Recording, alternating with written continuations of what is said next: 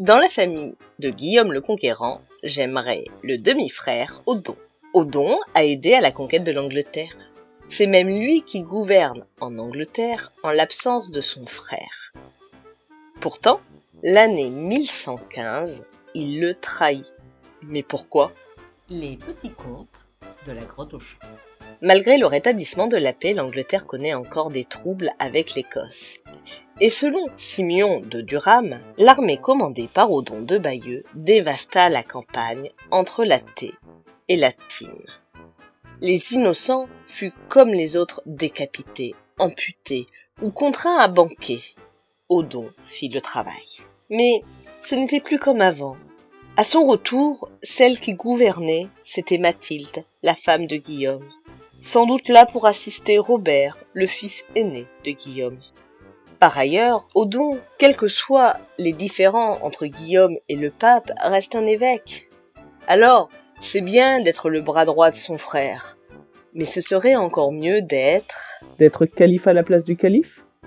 C'est vrai que Guibert de Nogent raconte une histoire de complot allant dans ce sens. Mais, a priori, Odon met son immense richesse au service d'une ambition plus grande. Être pape.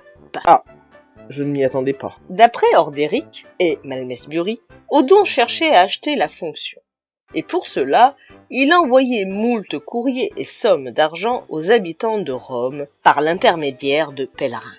Certains prétendent qu'il avait même acheté un palais et avait recruté Hugues de Chester pour l'aider. Alors, lorsque Grégoire VII est chassé de Rome, Odon monte une expédition pour lui venir en aide. Et c'est là que le bas blesse. Odon aurait été arrêté par les troupes de Guillaume sur l'île de Wight alors qu'il se préparait au départ. Enfermé à la tour de Rouen, il fut jugé comme un laïc, car ce qu'on lui reproche, ce n'est pas son ambition, mais de quitter l'Angleterre sans la permission de Guillaume, et ainsi de délaisser ses fonctions et ses responsabilités. Mais il avait vraiment une chance de devenir pape ? Il aurait été un outsider. Mais un outsider, c'est souvent un bon compromis, loin d'être fantaisiste. Ce n'est pas exclu qu'il eût été possible que... Quoi qu'il en soit, Grégoire VII ne réagira pas à l'emprisonnement d'Odon.